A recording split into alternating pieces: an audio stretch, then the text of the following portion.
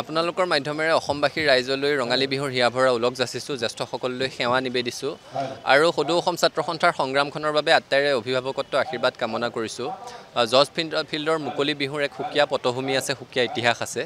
যিখিনি সময়ত ঐতিহাসিক অসম আন্দোলনৰ মাজভাগত চৰকাৰে দমন নীতিৰে সৈতে যিকোনো ধৰণৰ সমদল নিষিদ্ধ কৰিছিলে, সেইখিনি সময়ত আজিৰ এই বিহুৰ দিনটোতেই গুৱাহাটীৰ সকলো বিহু সন্মিলনী নিজৰ নিজৰ পতাকা উত্তোলনৰ পিছত সদৌ গুৱাহাটী ছাত্ৰ সন্থাৰ আহ্বানত আহি এই স্থানত উপস্থিত হৈছিল আৰু ইয়াৰ পৰাই সমদল বাহিৰ কৰিছিলে। সেই সমদলৰ সন্মুখত গৈছিলে ডক্টৰ ভূপেন হাজৰিকা, ক্ষীৰদাকান্ত বিষয়াকে প্ৰমুখ্য কৰি অগ্ৰণী ব্যক্তিসকল। আৰু তাৰ পিছত অসম আন্দোলনৰ সময়ত আৰম্ভ হোৱা সেই সমদলেই অসম আন্দোলনৰ পৰিসমাপ্তিত এই মুকলি বিহুৰ ৰূপ পালে। অৰ্থাৎ এই বিহুখন জাতিটোৰ সংগ্ৰামী চেতনাৰ সৈতে জড়িত হৈ আছে। আৰু এনেও আমি সকলোৱে জানো যে ৰঙালী বিহু কেৱল জাতিটোৰ সংস্কৃতিৰ লগতে জড়িত নহয়, জাতিটোৰ অৰ্থনীতি, সমাজনীতি, সুৰুচিপূৰ্ণ খাদ্যাভ্যাস, সৌন্দৰ্যবোধৰ লগত বিহুৰ সম্পৰ্ক আছে। গতিকে জাতীয় উৎসৱৰ এই পবিত্ৰ দিনটোত পুনৰবাৰ আপোনালোকৰ মাধ্যমেৰে অসমবাসী ৰাইজৰ আশীৰ্বাদ অভিভাৱকত্ব কামনা কৰিছোঁ আৰু সদৌতিলৈকে ৰঙালী বিহুৰ ওলগ যাচিছোঁ। আজি এই জৰ্জ ফিল্ডৰ মুকলি বিহুত বিগত বৰ্ষটোত অসমলৈ সন্মান কঢ়িয়াই অনা, নিজৰ নাম ৰাষ্ট্ৰীয় প্ৰেক্ষাপটত উজ্বলাই জাতিটোলৈ গৌৰৱ কঢ়িয়াই অনা অসম সন্তানসকলক ইয়াত সম্বৰ্ধনা জ্ঞাপন কৰা হ'ব। আৰু এই বছৰটোত আমাৰ মাজৰ পৰা হেৰাই যোৱা শৈল্পিক জগতৰ পুৰোধা ব্যক্তিসকলৰ স্মৰণত ইয়াত অনুষ্ঠান পৰিৱেশন কৰা হ'ব। এই অনুষ্ঠানত কেৱল গুৱাহাটীৰেই নহয়, অসমৰ ভিন্ন প্ৰান্তৰ পৰা ৰাইজ আহি সমবেত হৈছেহি। লোককৃষ্টিৰ ইয়াত সমাহাৰ ঘটিব।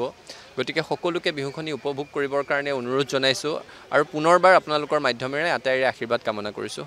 বহুকেইগৰাকী ব্যক্তি আছে, পদ্মশ্ৰী বঁটাপ্ৰাপকসকল আছে, যতীন গোস্বামী ডাঙৰীয়া, ডক্টৰ অনিল বড়ো ডাঙৰীয়া, গীতা উপাধ্যায় ডাঙৰীয়ানী, ৰেৱকান্ত মহন্ত ডাঙৰীয়া।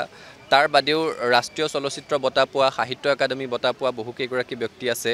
সাহিত্য একাডেমী শিশু বঁটা প্ৰাপক, অনুবাদ সাহিত্যত বঁটা লাভ কৰা, সাহিত্য একাডেমীৰ যুৱ বঁটা লাভ কৰা, এই ধৰণেৰে কেইবাগৰাকীও সুযোগ্য অসম সন্তানক আজি ইয়াত সম্বৰ্ধনা জ্ঞাপন কৰা হ'ব। এই ধাৰাবাহিকতা ছাত্ৰ সন্থাই অতীজৰে পৰা অব্যাহত ৰাখিছোঁ। বহাগ বিহুৰ পবিত্ৰ দিনটোতে জাতিটোৰ কাৰণে গৌৰৱ কঢ়িয়াই অনা এই অসম সন্তানসকলক আদৰিলে আমাৰো মন প্ৰাণ ভৰি উঠে, পুলকিত হয় আৰু নতুন প্ৰজন্ময়ো আচলতে এটা আশাৰ বাট দেখা পায়। তেওঁলোকক অনুসৰণ কৰি তেওঁলোকৰ যি সাধনা, সেই সাধনাৰ দ্বাৰা অনুপ্ৰাণিত হৈ তেওঁলোকেও নিজৰ সাধনা আগবঢ়াই যাবৰ কাৰণে এটা উৎসাহ পায়। সেইকাৰণে আজিৰ দিনটোত সম্বৰ্ধনাৰ বিশেষ এক তাৎপৰ্য আছে। এই ধাৰাবাহিকতা অব্যাহত আছিল আৰু অনাগত দিনতো অব্যাহত থাকিব। আমি আশাবাদী যে বহাগে আৰম্ভ কৰা এই নতুন অসমীয়া বছৰটোত জাতীয় সংগ্ৰামৰ দিশত আমি এটা উল্লেখযোগ্য ঢাপ আগবাঢ়িবলৈ সক্ষম হ'ম আৰু অসম চুক্তিৰ ৬ নং দফাৰ জৰিয়তে অসমৰ ৰাইজৰ কাৰণে, খিলঞ্জীয়া ৰাইজৰ কাৰণে সাংবিধানিক সুৰক্ষা কৱচ সুনিশ্চিত কৰিবলৈ আমি সক্ষম হ'ম বুলি আশা ৰাখিছোঁ। আৰু আটাইতকৈ ডাঙৰ কথা, এইবাৰ বহাগে আৰম্ভ কৰা নতুন বছৰটোৱে আমাৰ কাৰণে কঢ়িয়াই আনিছে সুধাকণ্ঠ ডক্টৰ ভূপেন হাজৰিকাদেৱৰ জন্ম শতবাৰ্ষিকী।